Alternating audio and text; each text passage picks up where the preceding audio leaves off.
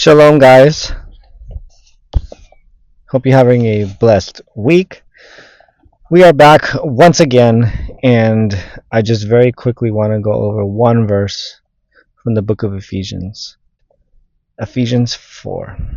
So, if you will, please turn to the New Testament, whichever New Testament you have, and I'm going to provide for you here this passage. So, Ephesians 4, verse 11.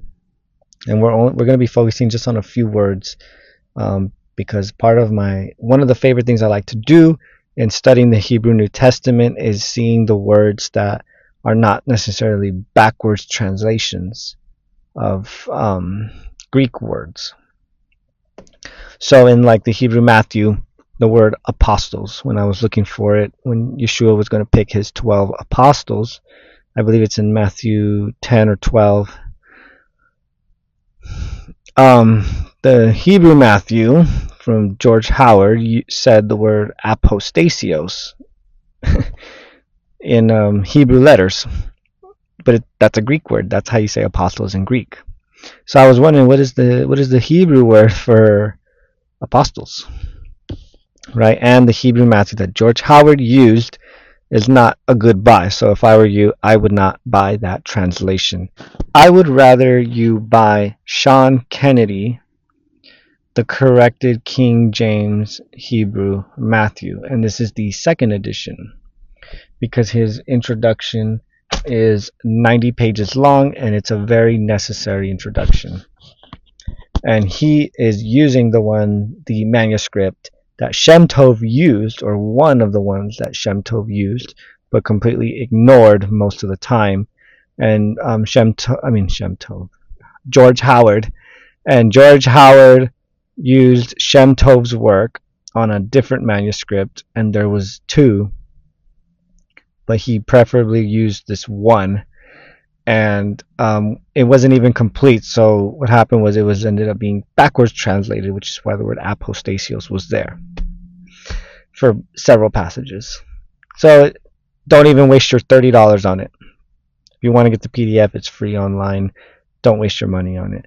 Buy that book by Sean Kennedy, because at least it'll give you the English. It'll give you King James English, but it'll give you the Hebrew in the back that you can check it with. And again, after that 90-page introduction, you will be convinced that that is one of the authentic Hebrew Matthew manuscripts that there has to be.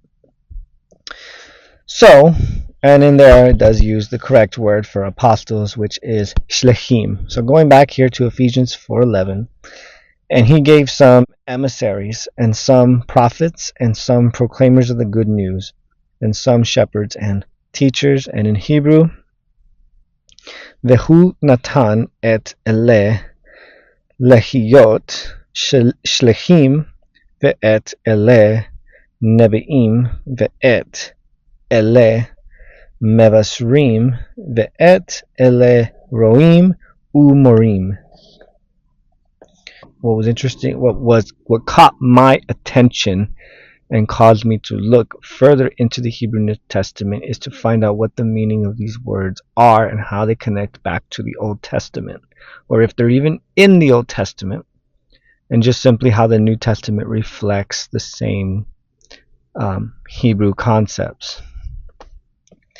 So apostle here is the word shlechim.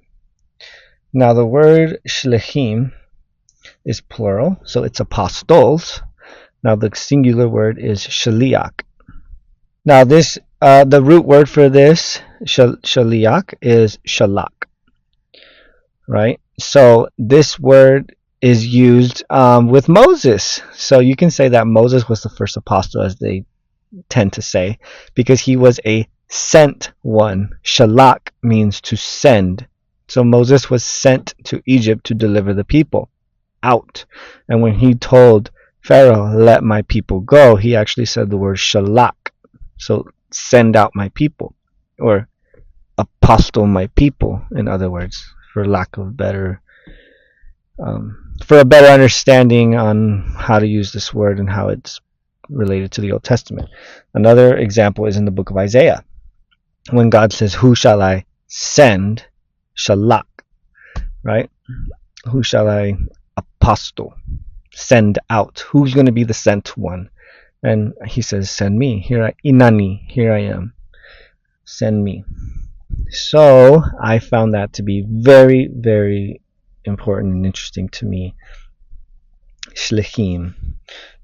Emissaries is a good word. Ambassadors is also a good word. They are people sent out, right? Apostles. Some prophets, Nebi'im, we know what prophets are. Now this one was very interesting. Proclaimers of the good news. This is the word for evangelist. This is how to say the word evangelist in English with Hebrew concept. Proclaimers of the good news. Now the word here is mevasrim.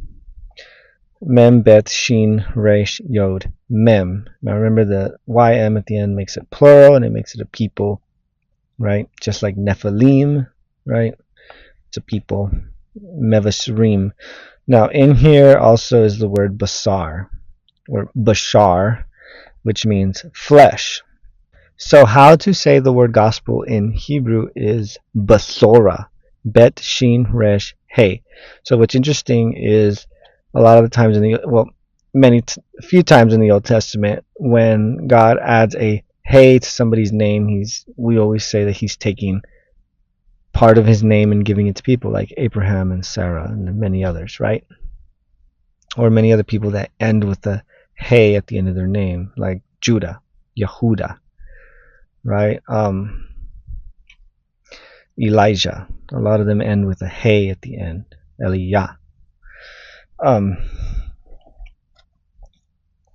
It's just really interesting that the flesh plus hey, God's name, part of God's name, ends up being the gospel. Because why? Because God became flesh, right? Yeshua is God in the flesh.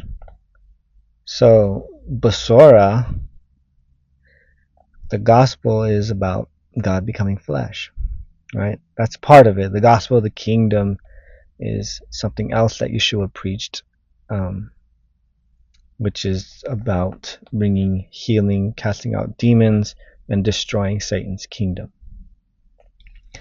So it's just interesting here that the word for evangelist is based off people that preach, or people that proclaim, or people that are about, in their belief system, they are about the flesh and about God becoming flesh and being those people, being messianic, right? Being, in a sense, Hebrew believers in Yeshua, in God made flesh, accepting him and what he had to do, according to Galatians chapter 1, verse 4, that he gave himself, or he gave his nefesh, he gave his soul to atone for our sins.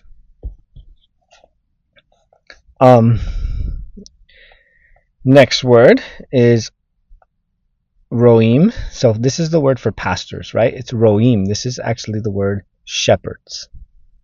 Properly shepherds. People that care for the flock. Umorim is just simply and teachers. Morim is teachers. And so that concludes today's study. The two fascinating words that I was trying to point out was Shlechim and Mevasrim, apostles and evangelists in Hebrew. And so it's just really good that this version of the Hebrew New Testament actually provided the words and didn't just simply backwards translate and make it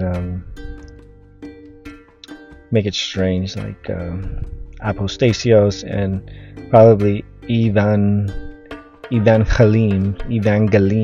I probably would have butchered that really bad. So I hope you enjoyed this study. I'm going to do another one on Ephesians 6. So until next time, thank you.